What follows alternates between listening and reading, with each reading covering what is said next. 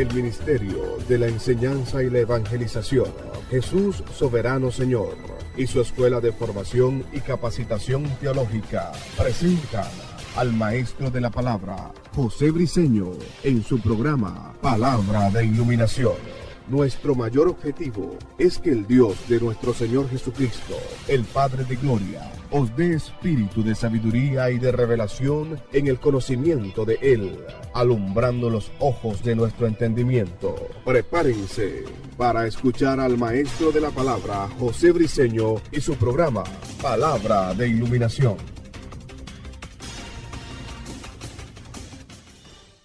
Saludamos a los que nos están escuchando en Centroamérica, Norteamérica, Europa, Asia, aún el continente africano. Nos están escuchando también del lejano oriente, de todas partes del mundo, a través de YouTube, por internet, Google y el Facebook. Nos están escuchando bastante. Hemos recibido muchísimas llamadas, muchos escritos, muchas inquietudes acerca del tema relacionado con la justicia divina. Muy pocos hablan de lo que es justicia. La iglesia, hay muy poca gente, o si se quiere decir, líderes que están hablando de la justicia. Desconozco, ¿no? El caso, el por qué no lo hacen. Pero bueno, aquí estamos, presentando el tema de lo que es la justicia, tal y como Pablo lo presentó. Hoy nos toca el tópico demostrar, oído con esto que voy a decir, que el mismo nivel de justicia, óigase bien, el mismo nivel de justicia que está en Dios está en mí. Esto indica, oiga que esto es crudo, reprendo al diablo, ¿cómo este hombre va a decir eso? Pero eso es lo que dijo Pablo. Eso es lo que Pablo escribió, asentó, dejó escrito. Lo que pasa es que los evangélicos, perdone usted la expresión, no lo digo en forma despectiva, sino informativa para enseñar una verdad. El problema es que los evangélicos lo que hacen es que leen Biblia, no estudian la Biblia. La Biblia no es un libro de lectura, la Biblia es un libro de estudio, la Biblia se lee para estudiar. Ya usted se lo ha dicho varias veces. Entonces, el mismo nivel de justicia que está en Dios está en mí. Esto indica que Dios es más santo que yo, pero no es más justo que yo. O sea, cuando yo digo que Dios no es más justo que yo, eso patea, eso golpea, eso le da duro a la religión, a la tradición, al dogma, al paradigma.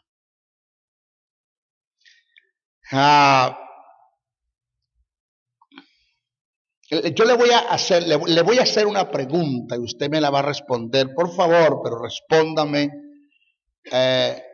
audiblemente, o sea, fonéticamente, debo decir, fonéticamente. Usted me va a hablar duro, usted va a decir sí, no, para que los que nos estén escuchando por allá se den cuenta que no estoy solo. Porque ahora no estamos subiendo video, estamos subiendo imagen, audio con una imagen. Siempre sale el audio con una foto de mi persona, con este cuerpo hercúleo que tengo. Maciste. A ver, pregunto. En Dios, inherentemente en Dios, ¿hay pecado? No. Entonces Dios es justo. Porque la justicia está en que en Dios, inherentemente en Él, no hay pecado. Pregunto, ¿Dios hizo pecados o hace pecado? No. Entonces Dios es santo.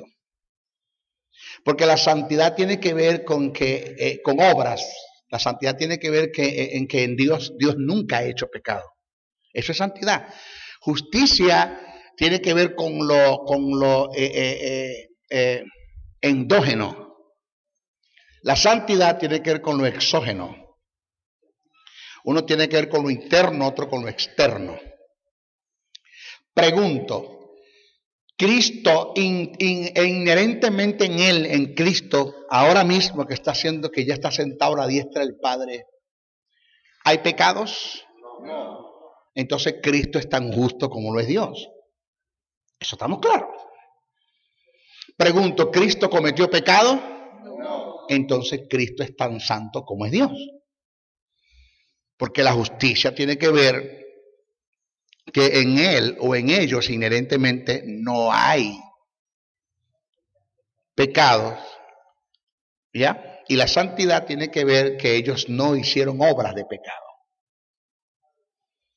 Pregunto, ¿en el Espíritu Santo, inherentemente en el Espíritu Santo hay pecado? No. Entonces el Espíritu Santo es tan justo como es Cristo y como es Dios. Pregunto, ¿el Espíritu Santo cometió pecados o comete pecados? No. Entonces el Espíritu Santo es tan santo como es Cristo y como es Dios. ¿Sí estamos claros en el asunto o no? Sí, ok. Pregunto, ¿en usted, como redimido por la sangre del Cordero, que en usted se dio el acto de remisión, de redención y de propiciación? Más que todo el acto de remisión, remitir, quitar de para poner en. Remitir es trasladar el pecado de un lugar a otro. Remitir es mover, extirpar, desramificar. Le pregunto, después que usted depositó su fe en el sacrificio de Jesús en la cruz del Calvario, aceptó el plan de salvación, porque usted no tiene que aceptar a Cristo, usted fue acepto en Jesús. Eso de que, hermano, ¿cuántos quieren aceptar a Cristo? O sea, es que tú eres tan bueno que Cristo tiene que esperar que tú lo aceptes. Como cuando el novio se le declara a la muchacha que anda atrás, vaya, aceptame, bye. O sea, Cristo tiene que esperar que vos lo aceptéis. No, usted fue acepto en Jesús. La Biblia dice que fuimos aceptos en Cristo Jesús. Yo lo que tengo es que aceptar el sacrificio de Jesús en la cruz. Yo tengo que aceptar el plan de salvación. Una vez que eso se ha dado en nosotros, que ya aceptamos el plan de salvación y en nosotros se dio el misterio del cambio, en el acto de la remisión, quitar de para poner en, extirpar, desramificar, en nosotros, inherentemente en nosotros hay pecado. No. Estamos hablando como pecado como estado, como posición. Porque una cosa es el pecado como estado, como posición, y otra cosa es el pecado como obras. Son dos cosas diferentes. A nosotros Cristo nos libró del estado de pecado en el que estamos, aunque seguimos cometiendo pecados, que son dos cosas diferentes. Y que esos pecados que seguimos cometiendo tienen que ver con obra, y para eso está Jesús como abogado y la sangre que nos limpia de esos pecados que cometemos cuando pedimos perdón. Eso son dos cosas diferentes, el pecado como estado y el pecado como obra. Entonces, en cuanto a pecado como estado, en nosotros no hay pecado, e inherentemente no hay pecado. ¿Por qué? Porque nosotros somos hechos la justicia de Dios en él. Dice, al que no conoció pecados, por nosotros lo hizo pecado, para que nosotros fuésemos hechos justicia de Dios en él. Esto indica que en nosotros, e inherentemente en nosotros, no hay pecado. Y si no hay pecado, ¿qué es lo que está? La justicia de Dios. Y si la justicia de Dios está en nosotros, entonces nosotros somos tan justos como lo es Dios, como lo es Cristo, como lo es Espíritu Santo. Ahora, pregunto, ¿nosotros cometemos pecados? Sí. Entonces nosotros no somos tan santos como son ellos. Ahora, ¿por qué esto no lo pueden entender los líderes de la iglesia? La Biblia en ninguna parte dice que usted es un pecador. Como redimidos por la sangre, comprados. La Biblia en ninguna parte dice que usted es un pecador. La Biblia dice que usted peca. Juan dice, si pecamos, abogado tenemos, que es Cristo. No dice si somos pecadores. Dice si pecamos. Son dos cosas diferentes. Entonces, cuando usted se levanta en la mañana y le dice, Señor, perdóname, porque yo soy un pecador, Dios le da un codazo a Cristo y le dice, ese no sabe lo que está diciendo. Ese no tiene una identidad en Dios. Él no sabe lo que es, lo que tiene y lo que puede en Cristo Jesús. El problema del creyente es que la iglesia no tiene una identidad en Dios. La iglesia no sabe lo que es, lo que tiene y lo que puede en Cristo Jesús.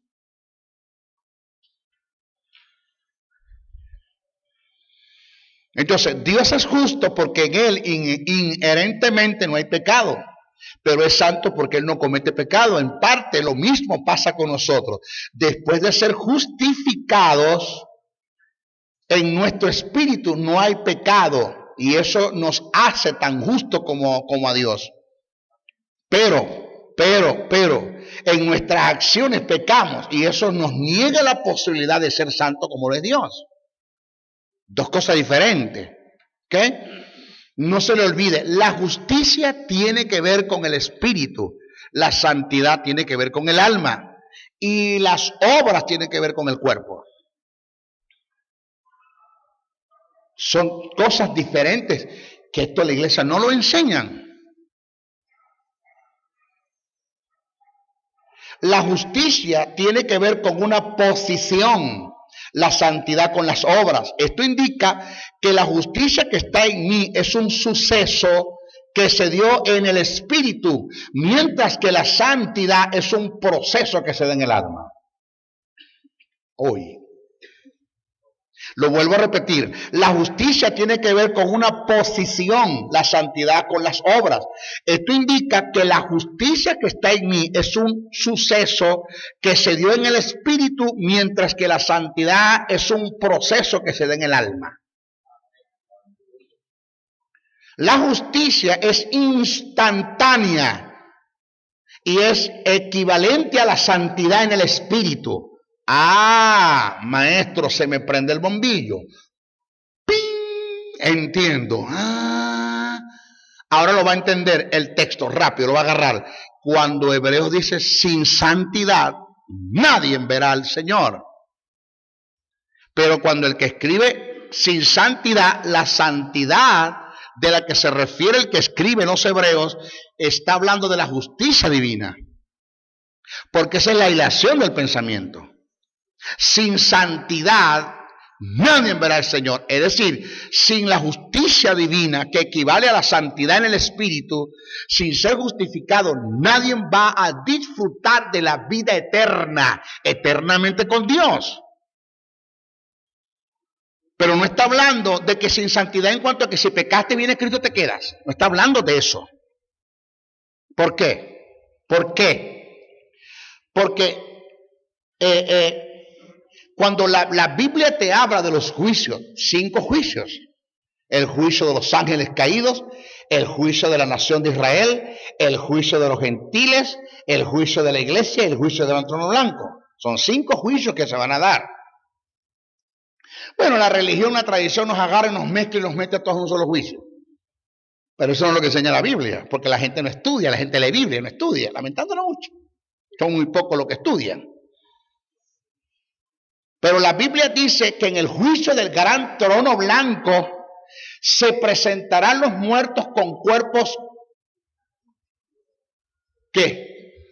Corruptibles, corruptos, sucios, llenos de pecado, que no tienen justicia. Se presentarán con los cuerpos donde los espíritus no tienen justicia. Y con todo y eso, en el estado de pecado en la que se van a presentar delante de Dios para ser juzgados, van a ver a Dios. O a menos que todos entren con los ojos vendados para que se cumpla lo que dice, sin santidad nadie verá al Señor. Todos con los ojos vendados, cuidado con quitarse la venda, porque sin santidad nadie verá al Señor. No está hablando de eso. Porque aún el diablo, que no es santo, ve a Dios todos los días.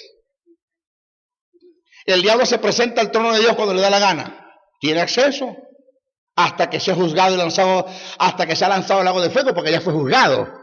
Lo que se está determinando es el tiempo de Dios, el cairo de Dios, que se acabe de completar los tiempos de Dios para que Él sea enviado al lago de fuego, porque ya fue juzgado, ya Jesús lo juzgó, cosa que Adán no pudo hacer, o no pudo por su pecado, no hizo por su pecado. Jesús lo hizo como el postrer Adán, lo juzgó, ya lo condenó, ya lo está condenado, está juzgado, ya.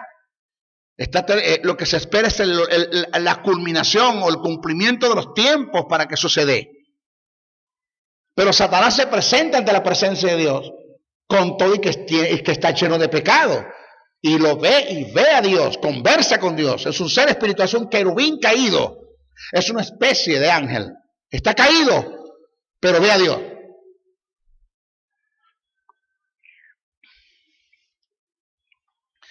El término sin santidad de nadie verá. Ese término verá tiene que ver disfrutará de la vida eterna con el eterno. Diga, ay. ¿Eh? Señores, todo pecado que cometas puede afectar en mí la santidad. Hey, mi comunión, mi intimidad, no mi relación. Ningún pecado que yo cometa afecta mi relación. ¿Qué relación tiene que ver con mi parentesco? Dios es mi padre y yo soy su hijo. Yo nunca dejaré de ser hijo de Dios porque peque. Nunca, diga a lo que viene, nunca Dios podrá negar sus genes. Por mucho que yo peque. En mí está su naturaleza, su vida y su justicia. Por eso es que el término unigénito significa único hijo con los genes de Dios. El único hijo que había en la tierra con los genes de Dios era Jesús. Unigénito. Pero ya Jesús dejó de ser el unigénito, ahora pasó a ser el primogénito. Quiere decir que no es el único, ahora es el primer hijo que Dios tiene con los genes, porque después de Jesús venimos nosotros. Ay.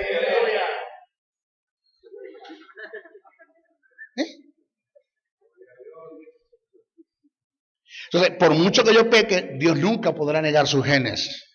Yo sigo siendo hijo de Dios. Esto la religión no lo entiende. Por eso yo sé por dónde voy. Yo sé los escenarios que Dios me tiene preparados. Porque Dios me dijo, las escuelas son un entrenamiento. Las escuelas que tienes en Venezuela son un entrenamiento para tu gente que estás enseñando y son un entrenamiento para ti que estás expresando, que estás enseñando, que estás exponiendo, porque te estoy puliendo para los grandes eventos que vienen. Ay, ay, ay.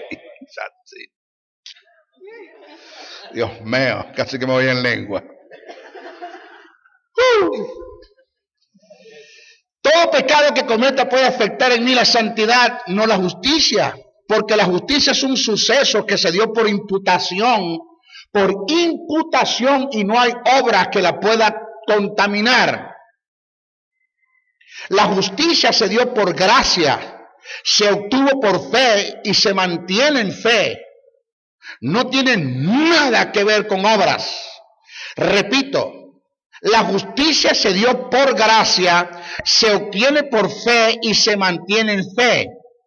No tiene nada que ver con obras. Romanos 3:24-30, Gálatas 2:16 y Tito 3:7.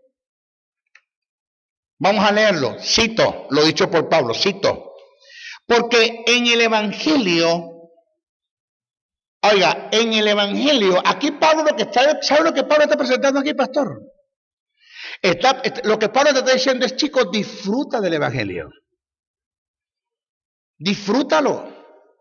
Ese Evangelio tan condenado, tan desgraciado y tan maldito que nos predicaron a nosotros.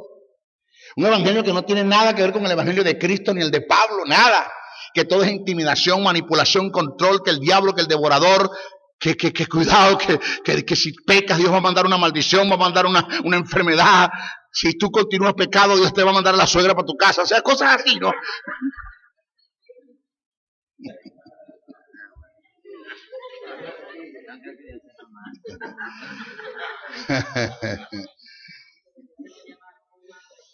Mire, es que el diablo es tan tremendo que como no es omnipresente, se inventó la suegra para estar en todas partes.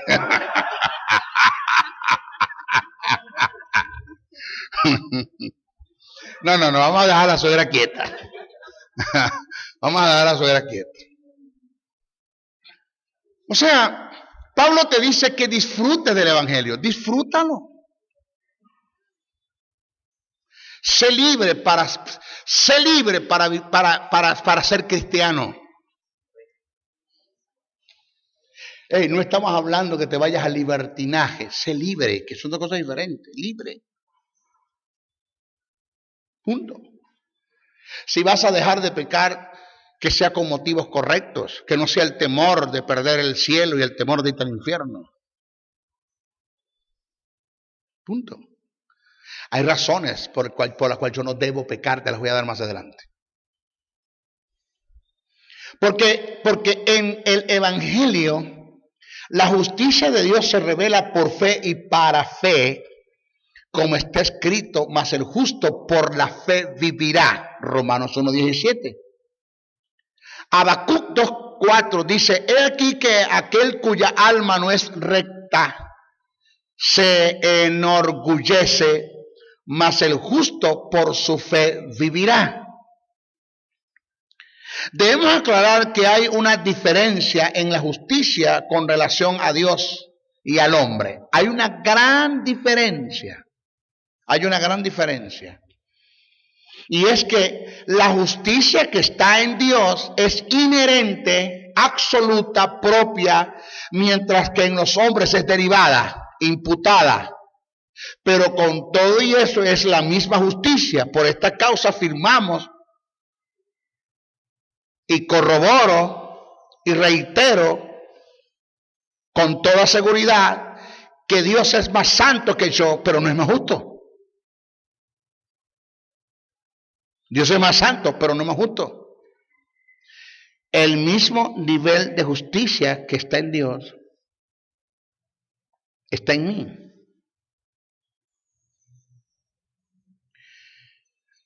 Le voy a hablar de una verdad paralela, para que me agarréis.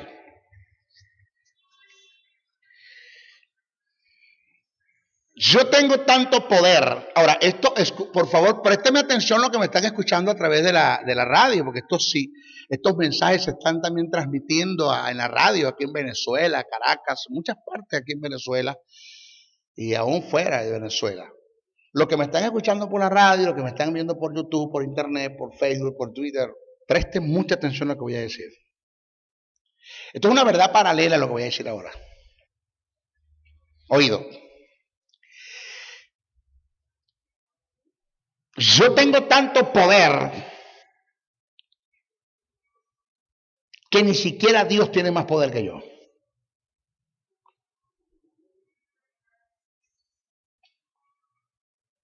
Oiga esto. Yo tengo tanto poder que ni siquiera Dios tiene más poder que yo.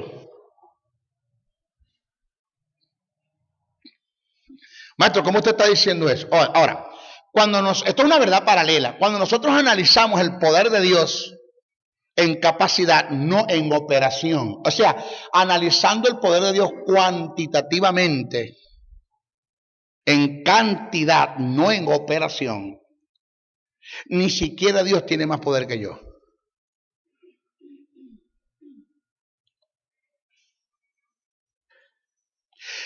Dios puso en mí todo su poder, que está representado en la persona del Espíritu. Pablo te habla de la supereminente grandeza del poder. Pablo te dice que hay un poder en nosotros que es el dunamos, dynamite, donde viene la palabra dinamita. La dinamita es el poder empastado, procesado.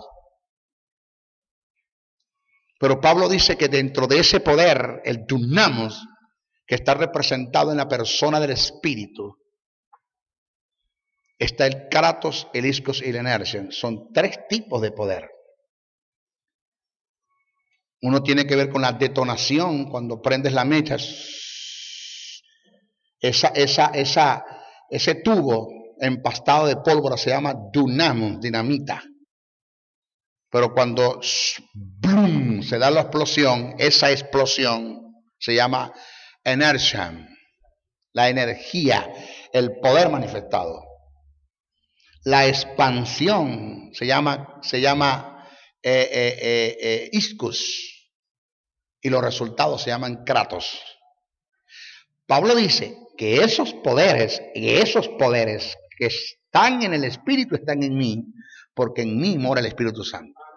Ahora, Te paras en la mañana y le dices, Señor, dame poder. Dios te dice, no tengo más para darte, todo te lo di, porque en ti está todo mi poder.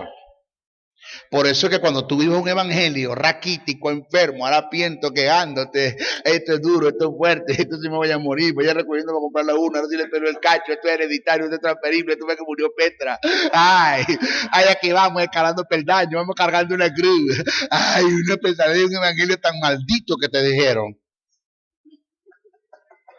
Entonces, no tienes una identidad en Dios. Tú no sabes el poder que tienes, no sabes lo que tú eres, no sabes lo que tú tienes, no sabes lo que tú puedes en Cristo Jesús. Yo me la mantenía quejando, era una quejadera, una quejadera, una quejadera, una quejadera.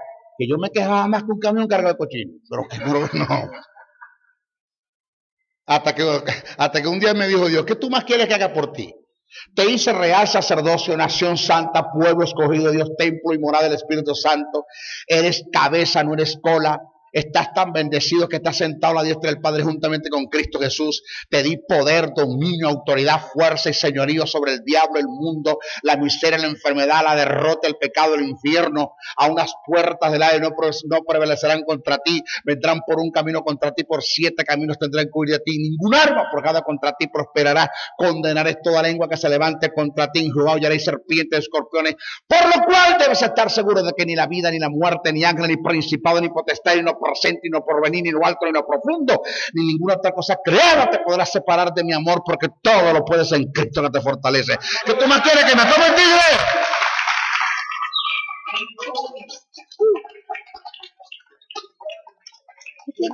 ¿Qué tú más quieres que me tome el tigre? En Cristo estamos completos.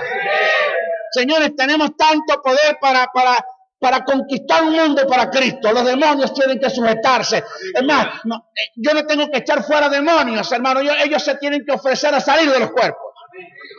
Cuando vieron a Jesús le dijeron que tiene contra mi Hijo de Dios Altísimo. Permita que salgamos de estos cuerpos y nos metamos en aquellos cochinos. Jesús dijo, yo les he dicho algo. No nos ha dicho nada, pero con el poder, el dominio, la autoridad, la fuerza, el señorío que aquí se refleja, es mejor que se vaya uno antes que lo voten. ¿Aló?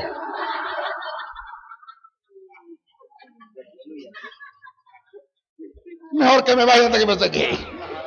Yo ya me voy. Ahora estáis fuera de demonio y fuera, y fuera, y fuera, y fuera.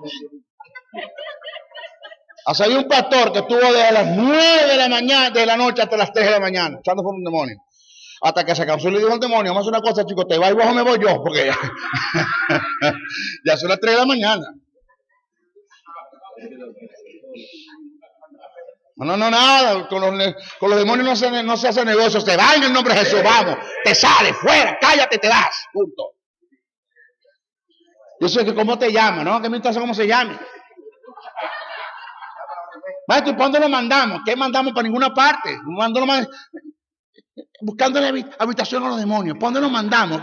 Ese es el problema de ellos, por donde se vayan, sáquenlo, ellos verán por dónde se van, usted sáquenlo. Oh.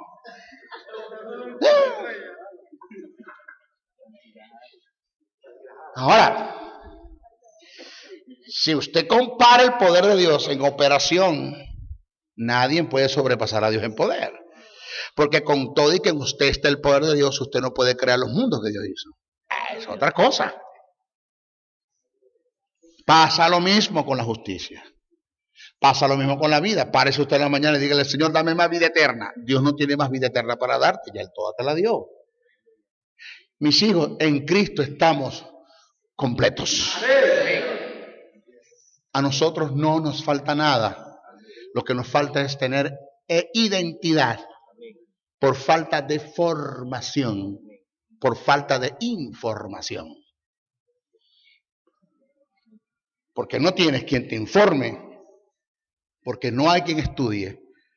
Los predicadores que suben a los púlpitos no tienen nada que decir. Las predicaciones son las mismas. Los mismos coros. El mismo déjalo que se mueva, que no se mueve nada. Cultos que empalagan, cultos que aburren, cultos que cansan. Que cuando sales del culto eres el mismo de siempre y vienes más obstinado, más arruinado. Porque vienes con las mismas cargas. Me decía un pastor a mí ayer, maestro, qué duro es pastorear. Le dije, sí, no. Porque cuando tú te encargas de informarle a la gente las grandes iluminaciones que tú recibes de Dios por las revelaciones que están en la palabra, producto de la inspiración del Espíritu, y entrenas al pueblo y le das una información, le perfeccionas el carácter, los instruyes y dejan de ser alumnos y pasan a ser discípulos, pues tendrás una iglesia formada que dejarán de ser tu problema y pasarán a ser la solución de los problemas. Porque nunca más te van a llamar para que ores por ellos, porque ellos mismos saben el poder que tienen y se ponen la mano ellos mismos en el nombre de Jesús. No tienen que llamar. O sea, el problema lo tienes tú. Se te está haciendo duro el pastorado porque tú no instruyes a la gente. Igual pasa con la pequeña y la más difícil iglesia que tenemos para pastorear, que es nuestros hogares. Porque yo no tengo problemas con mis hijos, que tengo dos, un varoncito de 25 y una hembra de 18. Porque no tengo problemas con los varones, con los hijos que tengo en casa. Porque tienen una información, les di una información de las grandes iluminaciones, revelaciones, inspiraciones que vienen de Dios por el Espíritu. Les informé unas verdades, les enseñé, les formé un carácter, y ellos están formados en la verdad, tienen un carácter formado. Y ellos no me causan problemas a mí, porque saben cuáles son sus deberes y cuáles son sus derechos. Es que mi hijo después que se creó en el Evangelio, se descarrió y dejó todo esto. No, eso no se creó en el Evangelio nada. Usted iba a la iglesia y lo soltaba como los burros en la sabana. Y los muchachos corriendo por el patio de la iglesia, o les confió la educación de sus hijos a las maestras de nuestras escuelas dominicales, que muchas de ellas no tienen nada que decir. Hay unas que sí, que son excelentes, otras no tienen nada que decir, y mantuvieron a los niños cantándoles a un águila ballena. Coros infantiles, que muchos de ellos están fuera de la verdad de Dios. ¿Aló? ¿Quién tiene el problema? Lo tengo yo, como pastor.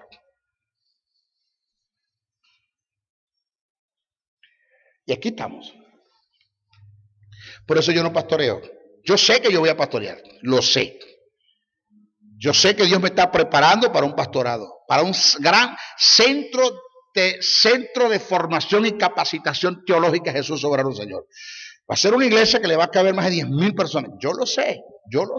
Yo sé a qué Dios me está llamando, pero me está preparando primero el carácter de pastor, porque ahorita yo no pastoreo a nadie, en el sentido que yo no voy a estar aguantando sinvergüenzuras de nadie. Yo estoy pastoreando, porque enseñar es pastorear, pero bregar con gente sentada, que no tenga un año y sean los mismos cabezones, los mismos sinvergüenzas, los mismos delincuentes de siempre, que se vayan a bañar. No me queda uno. Porque conmigo caminas o caminas.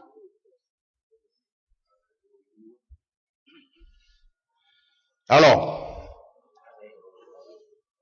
Ay, maestro, qué bueno fuera usted como pastor, ¿no? Qué bueno, qué malo fuera, no me queda nadie.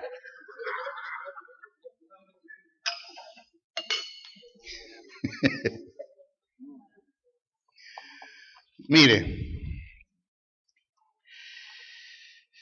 Vamos a hablar de los beneficios de la justicia. Beneficios de la justicia. Obtenemos la vida de Dios.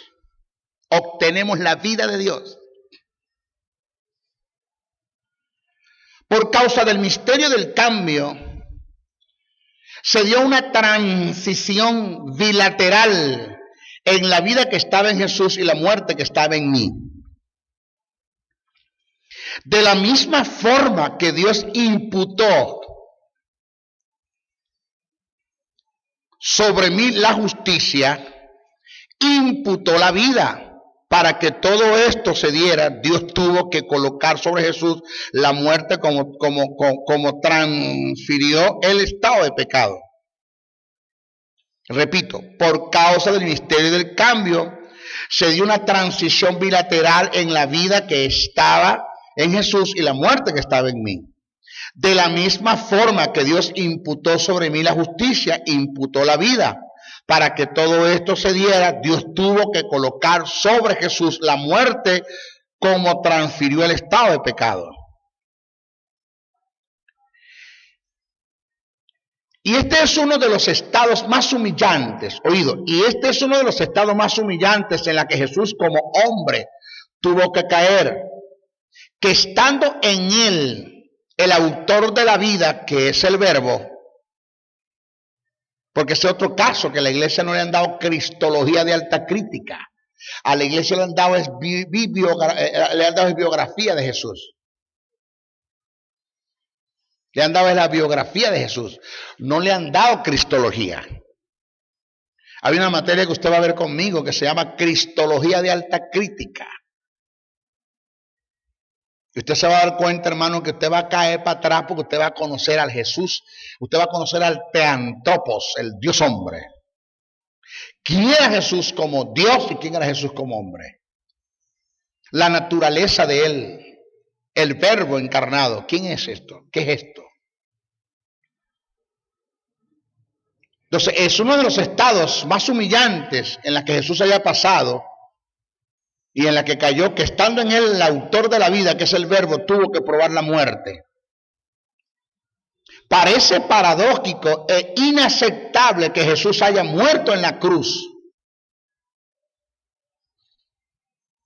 Pero lo grande del caso es que sobre Jesús entraron las dos muertes, tanto la espiritual como la física.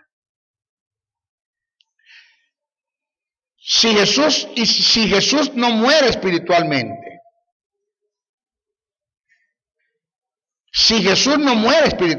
óigase bien, no muere espiritualmente, no puede morir físicamente.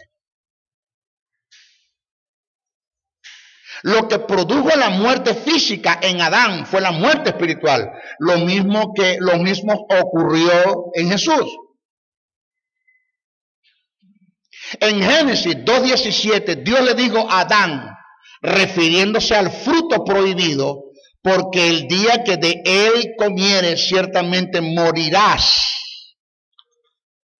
El texto original en el hebreo no lo expresa de esa forma. En el original dice, ciertamente muriendo morirás. Según esta versión, se está haciendo referencia a las dos muertes, tanto espiritual como física. Nunca Adán hubiera muerto físicamente si primero no muere espiritualmente. Lo mismo pasó con Jesús. La Biblia da testimonio de la muerte de Jesús. Ahora, escucha bien. Présteme atención bien lo que voy a decir, porque voy a diluir. Te lo voy a colocar o a ponerte lo más fácil.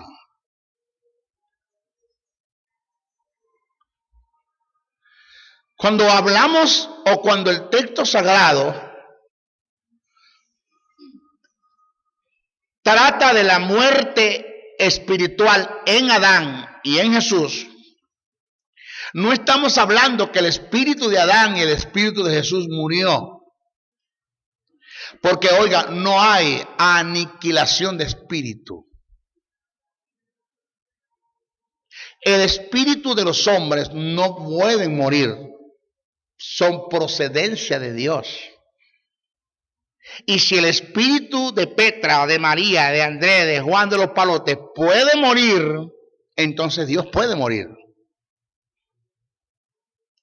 Porque nosotros somos hechos a imagen y semejanza de Dios.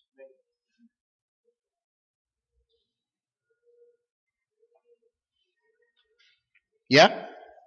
Aunque nosotros no venimos de una línea, de la línea de los eternos, venimos de la línea de los sempiternos.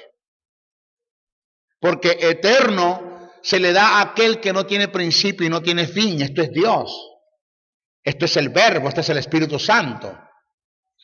Sempiterno se le da a aquello que tiene principio pero que no tiene fin. Es el hombre. Pero oiga bien esto. Oiga. Aún la gente que se va para el infierno, condenado por la eternidad, van a estar eternamente condenados, van a gozar de una eternidad, pero en condenación. Aún la gente, oído que esto va, no reprende al diablo, que se va para el infierno, van a gozar de un tipo de vida eterna. Porque no van a estar muertos en el infierno, van a estar vivos. Y ese es un tipo de vida eterna, pero en condenación, que se denomina la muerte eterna, porque el término muerte significa thanatos, que es separación. ¿Por qué se le denomina muerte eterna? Porque en cuanto a Dios y al hombre quedaron muertos para Dios, porque están separados de Dios por la eternidad, pero viven para el diablo. Ay. Entonces tienen un tipo de vida. Entonces los que nos vamos al cielo y estemos en el milenio y gocemos y estemos en la tierra nueva por la eternidad, vamos a gozar un tipo de vida eterna para Dios, pero vamos a estar muertos eternamente para el diablo.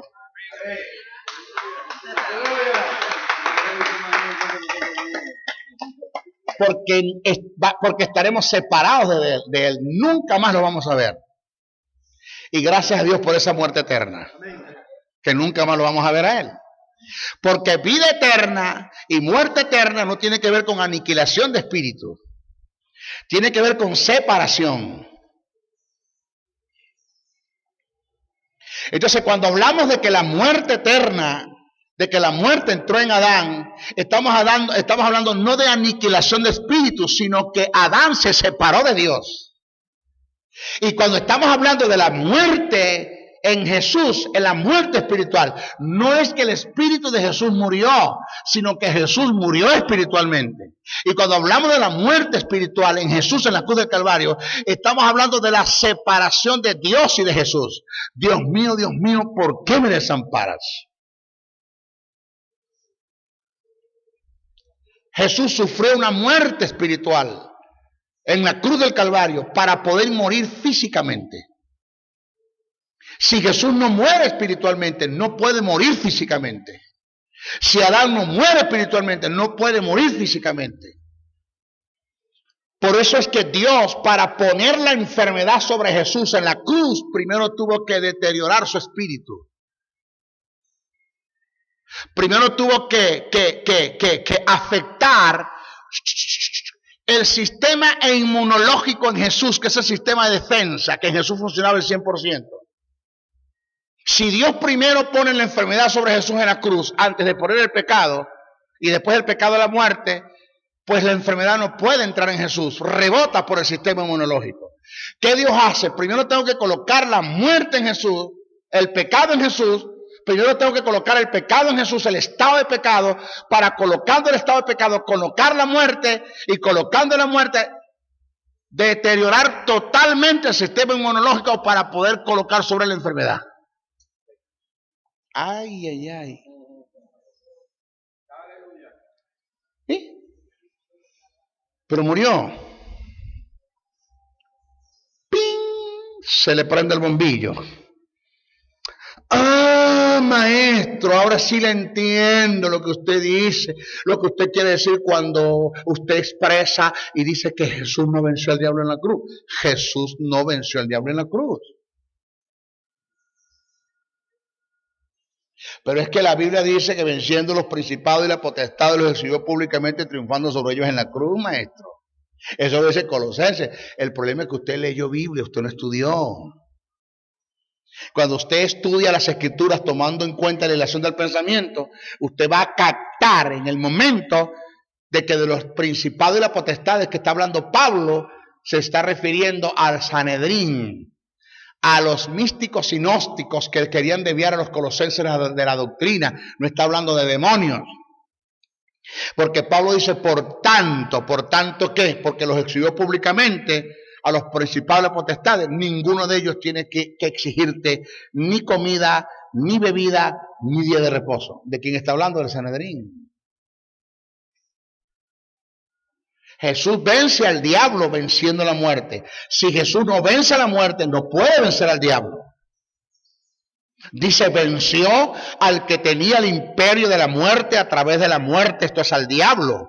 Una vez que Jesús vence la muerte, al vencer la muerte, vence el Hades, al vencer el Hades, vence las potestades, vence a los principados, vence al diablo, vence a los demonios, y se levanta como el gran sumo sacerdote y se sienta a la diestra del Padre con todo poder, dominio, autoridad, fuerza y señorío. Pero esto es después que venció la muerte. Señores, tenemos un Cristo matado, morido, muerto en la cruz del Calvario. Como dice mi sobrinita. Tenemos un Cristo muerto en la cruz, muerto espiritualmente para que sufra la muerte física.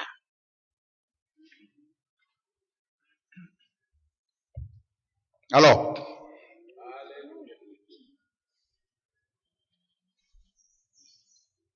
Ay, mamá.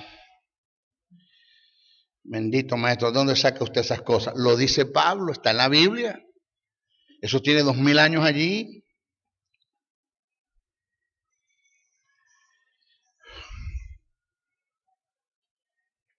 La Biblia da testimonio de la muerte de Jesús. Primera carta a Corintios 15:21 dice, cito, porque por cuanto la muerte entró por un hombre,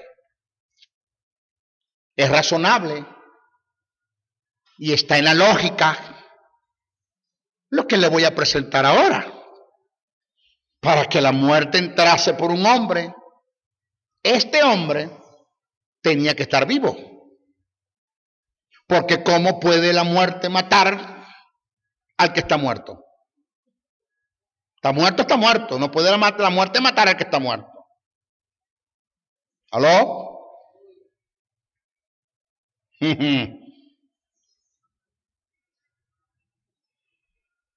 Sí me agarra, me está agarrando. Ahora, oiga bien esto. Ahora bien esto. ¿Cómo, repito, reitero, cómo puede la muerte matar al que está muerto? Quiere decir que la muerte entró por medio de un hombre que estaba vivo. Eso es lógico. Es tan lógico que lo entiende un niño de pecho. Y nuestros líderes en la iglesia no entienden esto. Y en contraste dice, también por un hombre, la resurrección de los muertos. Es decir, por otro hombre entró la vida. También es razonable para que la vida entrase a través de un hombre, en este caso es Jesús. Este hombre que es Jesús, tenía que estar muerto. Porque ¿cómo puede la vida darle vida al que está vivo? Eso es como rellenar arepa con arepa. Te agarra una arepa, la abre y le mete otra arepa en el medio. Come arepa, rellena con arepa. Por favor. De este segundo hombre al que hace referencia el texto es Jesús. El postrer Adán. Jamás la vida podía entrar por Jesús, a menos que estuviese muerto. Apocalipsis. Capítulo 1, verso 18. Capítulo 2, verso 8. Para que lean los que me están escuchando. Da testimonio de que Cristo está vivo porque estuvo muerto. Cito, dice así. El que vivo y estuve muerto, mas he aquí que vivo por los siglos de los siglos. Y escribe al ángel de la iglesia en Esmirna, el primero y el postrero, el que estuvo muerto y vive ahora por los siglos de los siglos. Jesús dice que estuvo muerto. Sí, hermano, claro, estuvo muerto físicamente. Es que la muerte no puede entrar físicamente en Jesús si no muere espiritualmente primero.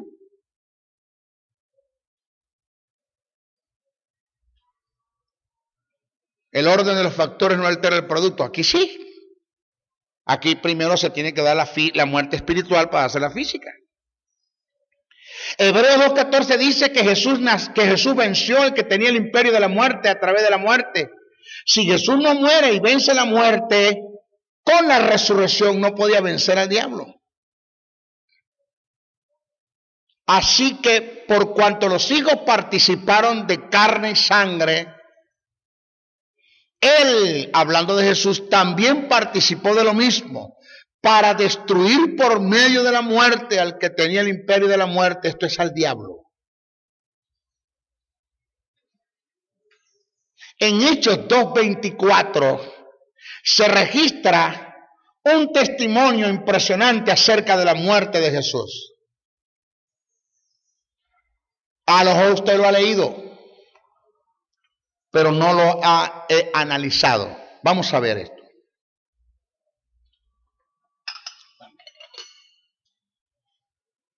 Dice así: el cual Dios le levantó. Oiga, que hoy lo va a entender.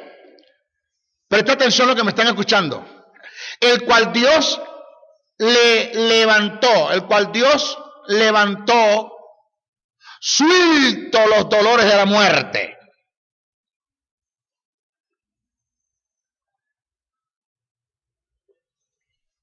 Este texto, oiga esto, pastor,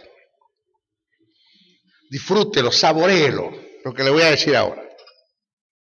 Este texto da la idea que de la misma forma que a la mujer se le producen dolores para soltar el nacimiento del comienzo de una vida, así sucedió con la muerte y los poderes de las tinieblas, que con todo y el dolor que le pudo producir, tuvo que soltar a Jesús para darle comienzo a una nueva vida. Alabanza a Dios. O sea que el infierno parió. Tuvo dolores. No quería soltar a Jesús, pero tuvo que soltarlo. Alabado sea Dios. Este texto da la idea como si el sepulcro sufriera dolores de parto y no pudiera contener en sus entrañas a Jesús. El mismo pasaje al final lo confirma, por cuanto era imposible que fuese retenido por ella. ¿Por quién? Por la muerte.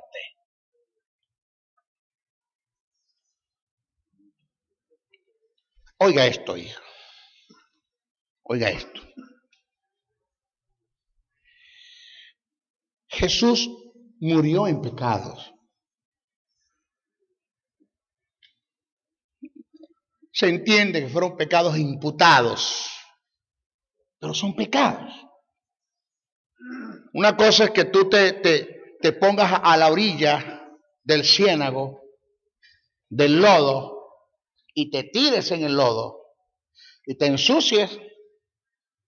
Ese fue Adán.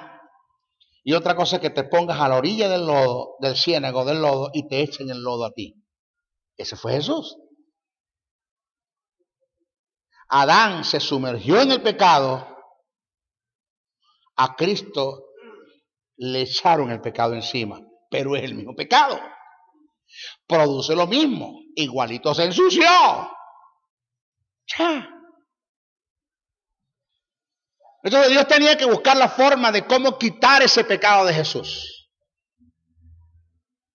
Es decir, justificarlo en el Espíritu. Dios tenía que buscar la forma de cómo justificar a Jesús en el Espíritu.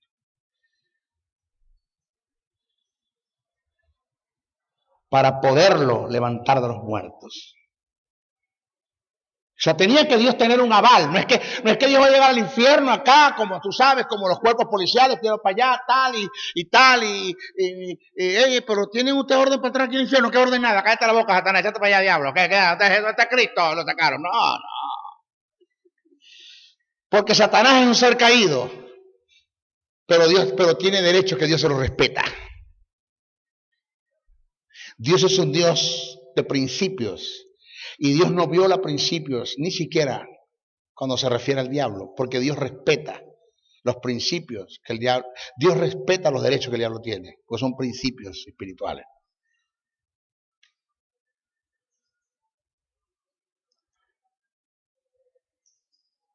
Y el elemento que Dios usó para justificar a Jesús fue la ley.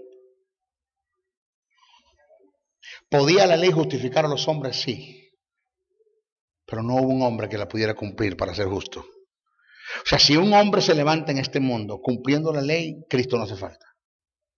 Porque por causa de la ley tiene Dios que darle la justicia. Porque cumplió los 613 mandamientos de la ley. ¿Quién los cumple? Nadie. El único que los cumplió fue Cristo. Y por causa de la ley fue justificado. Cuando el infierno tembló, el diablo corrió para Dios y le dijo: Dios, ¿qué pasa? ¿Qué pasa de qué? El infierno está temblando, está resucitando el Hijo del Hombre, está resucitando Jesucristo. Yo tengo idea que el que entra al cielo no sale, el que entra al infierno no sale. Aquel entró al infierno lleno de pecado porque tú lo pusiste pecado en la cruz del Calvario, lo mataste en la cruz y ahora me lo estás levantando. Dios le dice a Gabriel: Gabriel, tráeme el libro del récord de la vida de Jesús mientras estuvo en la tierra. Porque Apocalipsis dice que serán abiertos todos los libros. Cada uno de nosotros tenemos un libro donde están escritas nuestras obras como seres humanos. Y seremos juzgados por ellas. Jesús de Nazaret tenía un libro porque Jesús fue censado como un ser humano. Jesús tenía cédula de identidad. Era un ser humano más. Tráeme el libro del récord de la vida de Jesús mientras estuvo en la tierra. A Gabriel trae el libro, se lo da al Padre se lo da al diablo y dice: búscame un pecado que le haya hecho que esté escrito ahí y te lo dejo en el infierno. Y el diablo empezó a buscar por todas las páginas y al final de la página consiguió un letrero que decía: y no se halló pecado en él. ¿Aló? Me lo vas a tener que dar entonces. Entonces cuando el infierno sufre dolores para parir a Jesús, para que a Jesús salir vence la muerte, vence el Hades, vence los principados, y le da inicio a una nueva creación, a una nueva vida que se llama la iglesia, que se llama su cuerpo. Y aquí estamos nosotros, producto de lo que él hizo. En nuestra próxima clase continuamos el estudio. Bendiciones, bendiciones, bendiciones.